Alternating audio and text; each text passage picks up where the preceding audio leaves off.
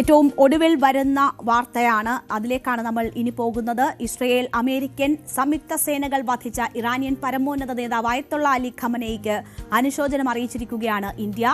ഡൽഹിയിലെ ഇറാൻ എംബസിയിലെത്തി വിദേശകാര്യ secretary Vikram Misri condolence ബുക്കിൽ ഒപ്പിട്ടിട്ടുണ്ട്.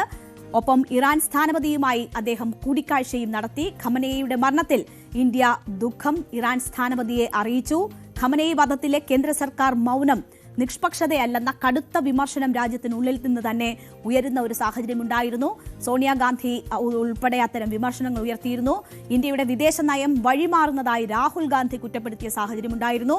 ഇറാനിലെ ആക്രമണത്തിലും കേന്ദ്ര നിലപാടിലും ഇടത് സംഘടനകൾ വലിയ രീതിയിലുള്ള പ്രതിഷേധവും ഡൽഹിയിൽ ഉയർത്തിയതൊക്കെ കണ്ടതാണ്.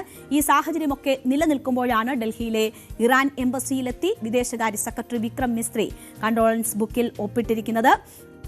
അപ്പോൾ ഇതിന്റെ സാഹചര്യം എന്താണ് എന്നതുകൂടി നമുക്ക് നോക്കാം.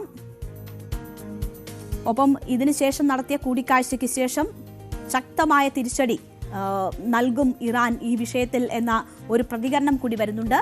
ഇന്ത്യയിലെ ഇറാൻ സ്ഥാനപതി മുഹമ്മദ് ഫത്താലി ആണ് CNN ന്യൂസ് 8നോട് ഈ പ്രതികരണം നടത്തിയിരിക്കുന്നത്. ഇന്ത്യ ഇറാനൊപ്പം നിൽക്കുമെന്നാണ് പ്രതീക്ഷയെന്നും സ്ഥാനപതി പ്രതീക്ഷ പ്രകടിപ്പിച്ചു.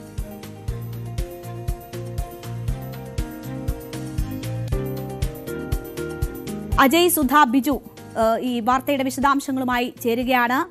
അജയ്, വലിയ വിമർശനം ഇന്ത്യ ഈ വിഷയത്തിൽ സ്വീകരിക്കുന്ന നിലപാടുകളിലെ ഇരട്ടത്താപ്പ്, ഒപ്പം തന്നെ ഖമനേയി വധത്തിൽ ഉൾപ്പെടെ സ്വീകരിക്കുന്ന മൗനം, ഇതുമായി ബന്ധപ്പെട്ട് രാഷ്ട്രീയ പാർട്ടികൾ ഉയർത്തുന്ന ഒരു ഘട്ടത്തിലാണ് വിക്രം മിസ്രി അവിടെ എത്തുകയും കണ്ടോളൻസ് ബുക്കിൽ ഒപ്പിടുകയും ചെയ്തിരിക്കുന്നത്.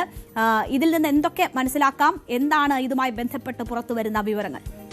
രേണുക, ചരിത്രപരമായി തന്നെ ഇറാനുമായിട്ട് വ്യാപാര ബന്ധം, അതുപോലെ തന്നെ നയതന്ത്രപരമായിട്ടുള്ള ബന്ധം എല്ലാം നിലനിർത്തിയിരുന്ന രാജ്യമാണ് ഇന്ത്യ.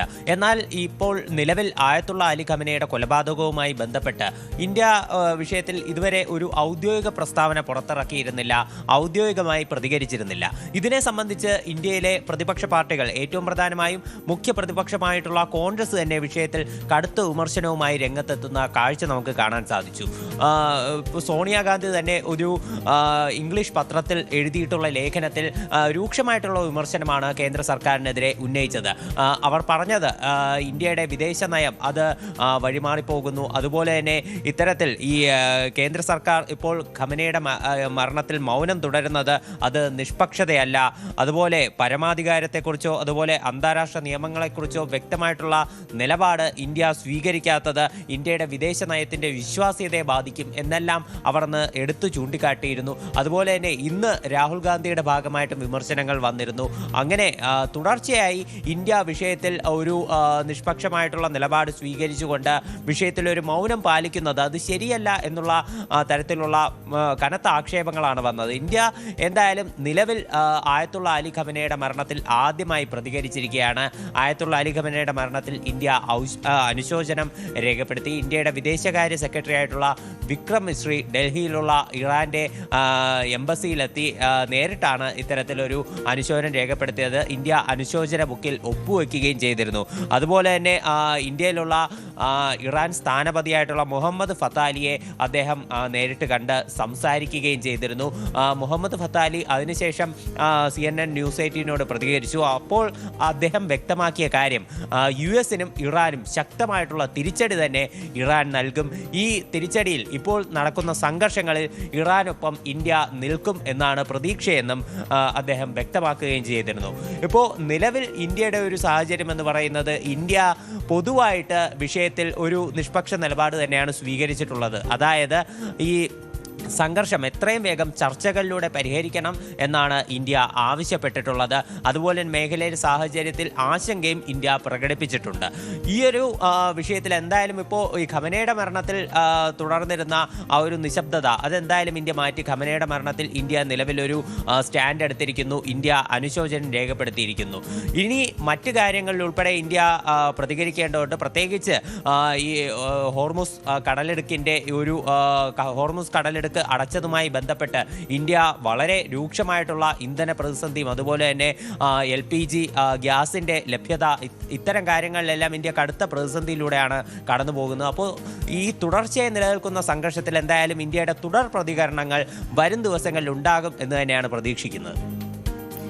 തീർച്ചയായും അജയ്, അതിനോടൊപ്പം തന്നെ ഈ വലിയ തിരിച്ചടി ഉണ്ടാകും എന്ന ഒരു സന്ദേശം കൂടി സ്ഥാനപതി നൽകുന്നുണ്ട്. അതിനൊപ്പം ഇന്ത്യ ഉണ്ടാകും എന്നൊരു പ്രതീക്ഷ പ്രകടിപ്പിക്കൽ കൂടി ഉണ്ട്.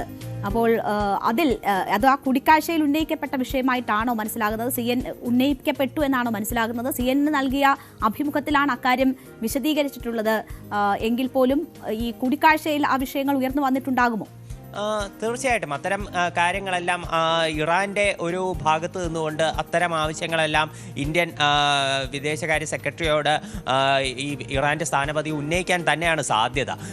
ഇന്ത്യയുമായി ഇപ്പോൾ നരേന്ദ്രമോദി തന്നെ ഇതിനു മുൻപേ ഇറാനിൽ സന്ദർശനം നടത്തിയിട്ടുണ്ട്. 2016 മെയ് 23-ാം തീയതി അദ്ദേഹം ഇപ്പോൾ ഇറാന്റെ പരമോന്നത നേതാവായിട്ടുള്ള ആയത്തുള്ള അലി ഖമനയുമായിട്ട് ഔദ്യോഗികമായി തന്നെ കൂടിക്കാഴ്ച നടത്തിയിരുന്നു. അന്നത്തെ 2 ദിവസത്തെ സന്ദർശനമായിരുന്നു നരേന്ദ്രമോദി ഇറാനിൽ നടത്തിയത്. അന്ന് ഊർജ്ജം, വ്യാപാരം തുടങ്ങി നിരവധി വിഷയങ്ങൾ ചർച്ചയായിട്ടുണ്ട്. പ്രധാനമന്ത്രി നരേന്ദ്രമോദി തന്നെ അന്ന് എടുത്തു സൂചിപ്പിച്ചൊരു കാര്യം, ഇന്ത്യയും ഇറാനും തമ്മിലുള്ള സൗഹൃദം അതിന് ചരിത്രപരമായി തന്നെ വളരെയധികം പ്രാധാന്യമുണ്ട്, ചരിത്രപരമായുള്ള ഒരു പഴക്കവും അതിനുണ്ട് എന്ന് നരേന്ദ്രമോദി എടുത്തു സൂചിപ്പിച്ചിരുന്നു. അങ്ങനെ ഇന്ത്യയും ഇറാനും തമ്മിൽ നേരിട്ട് യാതൊരുവിധ പ്രശ്നങ്ങളും ഈ വർഷങ്ങളിൽ നിലനിൽക്കുന്നില്ല. പല തവണയും ഇന്ത്യയെ ഒരു പൂർണ്ണമായിട്ട് പിന്തുണയ്ക്കുന്ന അല്ലെങ്കിൽ ഇന്ത്യക്കൊപ്പം നിൽക്കുന്ന നിലപാടാണ് ഇറാൻ സ്വീകരിച്ചിട്ടുള്ളത്. ഇപ്പോൾ ഓപ്പറേഷൻ സിന്ദൂർ സമയത്ത് പാകിസ്ഥാനിന് ആയുധങ്ങൾ വിറ്റുകൊണ്ടുള്ള ഒരു നിലപാടാണ് തുർക്കി സ്വീകരിച്ചത്. ഇന്ത്യക്കടുത്ത വിയോജിപ്പ് അക്കാര്യത്തിൽ രേഖപ്പെടുത്തിയതുമാണ്. എന്നാൽ ഇത്തരമൊരു സംഘർഷം ഉണ്ടായിട്ടും ഇറാൻ ഒരു ഇസ്ലാമിക രാജ്യമായിട്ട് പോലും പാകിസ്ഥാനൊപ്പം നിൽക്കുന്ന ഒരു നിലപാട് അന്ന് അവർ സ്വീകരിച്ചിരുന്നില്ല. വിഷയത്തിൽ നിന്ന് അവർ പൂർണ്ണമായിട്ടും വിട്ടുനിൽക്കുകയാണ് ചെയ്തത്. അതുപോലെ തന്നെ ഈ കശ്മീർ വിഷയം പലപ്പോഴും ഐക്യരാഷ്ട്രസഭയിൽ ഒരു ഉയർന്നു വരുമ്പോൾ ഇന്ത്യയും പാകിസ്ഥാനും വിഷയം ചർച്ച ചെയ്ത് പരിഹരിക്കണം എന്നുള്ളൊരു നിലപാടാണ് ഇറാൻ സ്വീകരിച്ചിട്ടുള്ളത്. ഒരിക്കലും അവരൊരു പക്ഷം ചേരുന്ന നടപടി സ്വീകരിച്ചിരുന്നില്ല. മാത്രമല്ല, ഇന്ത്യ ഏറ്റവും കൂടുതൽ നേരിടുന്ന, ഇപ്പോൾ ഇസ്രായേലിനെ പോലെയും മറ്റ് ലോകരാജ്യങ്ങളെ പോലെയും ഇന്ത്യ ഏറ്റവും കൂടുതൽ നേരിടുന്ന ഒരു ഭീഷണിയാണ് തീവ്രവാദം എന്ന് പറയുന്നത്. ISIS പോലെയുള്ള തീവ്രവാദ സംഘടനകൾക്ക് ഇറാൻ നിരോധനം ഏർപ്പെടുത്തിയിട്ടുണ്ട്. അങ്ങനെ കടുത്ത നടപടികളെല്ലാം ഇന്ത്യയോട് ചേർന്ന് നിൽക്കുന്ന നിലപാടുകൾ ഇറാൻ സ്വീകരിച്ചിട്ടുണ്ട്. അതുകൊണ്ട് ഇന്ത്യക്ക് ഒരിക്കലും ഇറാനെ തള്ളിക്കളയാനാകില്ല. ആ ഒരു സാഹചര്യത്തിൽ തന്നെയാണ് നിലവിൽ ആയത്തുള്ള അലി ഖമനയുടെ മരണത്തിൽ ഇപ്പോൾ ഇന്ത്യ നിലപാട് വ്യക്തമാക്കി ഇന്ത്യ അനുശോചനം രേഖപ്പെടുത്തിയിട്ടുള്ളത്. ഇതിനു മുൻപേ UAE-യിൽ നടന്നിട്ടുള്ള ആക്രമണത്തിൽ ഇന്ത്യ അനുശോചനം രേഖപ്പെടുത്തി. അവിടെയുള്ള പ്രവാസികളുടെ കാര്യത്തിൽ ആശങ്ക രേഖപ്പെടുത്തിയപ്പോൾ അതിനും കടുത്ത വിമർശനങ്ങൾ വന്നിരുന്നു. അതായത് ഖമനയുടെ മരണത്തിൽ അനുശോചനം രേഖപ്പെടുത്താതെ UAE-യിൽ നടന്നിട്ടുള്ള ആക്രമണത്തിൽ ഇന്ത്യ അനുശോചനം രേഖപ്പെടുത്തിയത് ഒരു തെറ്റായ സന്ദേശം പ്രചരിപ്പിക്കും. കാരണം UAE-യിലുള്ള അമേരിക്കൻ സൈനിക ബേസിലേക്ക് ആക്രമണം നടത്തിയത് ഇറാനാണ്. അപ്പോൾ ഇറാന്റെ ആക്രമണത്തെ മാത്രം ഇന്ത്യ അനുശോചിച്ചു. US-ന്റെയും ഇസ്രായേലിന്റെയും ആക്രമണങ്ങളെ പറ്റി ഒന്നും പറയുന്നില്ല എന്നുള്ളൊരു ആക്ഷേപം വന്നിരുന്നു. എന്തായാലും നിലവിൽ ഈ ഖമനയുടെ മരണത്തിൽ ഇന്ത്യയുടെ നിലപാട് പൂർണ്ണമായിട്ടും വ്യക്തമാക്കിയിരിക്കുകയാണ്. തീർച്ചയായും അജയ് സുധ ബിജു ആണ് വിവരങ്ങൾ നൽകിയത്. എന്തായാലും ആഭ്യന്തരമായി തന്നെ വലിയ വിമർശനങ്ങൾ ഈ വിഷയത്തിൽ ഉയരുന്ന ഒരു സാഹചര്യത്തിൽ കൂടിയാണ് ഇപ്പോൾ ഇത്തരമൊരു നീക്കം ഉണ്ടായിട്ടുള്ളത്. പ്രധാനമന്ത്രിയുടെ ഇസ്രയേൽ സന്ദർശനത്തിന് പിന്നാലെ നടന്ന കൊലപാതകത്തിൽ ആശങ്ക പ്രകടിപ്പിച്ച സോണിയാഗാന്ധി ഈ വിഷയം പാർലമെന്റ് ചർച്ച ചെയ്യണമെന്നതുൾപ്പെടെയുള്ള ആവശ്യങ്ങൾ മുന്നോട്ട് വെച്ചിരുന്നു. ഇന്ത്യയുടെ വിദേശ നയം വഴിമാറുന്നതായി രാഹുൽ ഗാന്ധിയെ കുറ്റപ്പെടുത്തുകയും ഒക്കെ ചെയ്തിരുന്നു. അവിടെയാണ് ഇന്ത്യയുടെ താല്പര്യങ്ങൾ സംരക്ഷിച്ചുകൊണ്ട് അതിന് പ്രാധാന്യം നൽകിയും ഉള്ള നിലപാടുകളാണ് ഓരോ വിഷയവുമായി ബന്ധപ്പെട്ടും സ്വീകരിക്കുന്നത്. അവിടെയാണ് ഇത്തരമൊരു നീക്കം ഉണ്ടായിട്ടുള്ളത്. അജയ് സുധ ബിജുവാണ് അതിന്റെ വിശദാംശങ്ങൾ നൽകിയത്.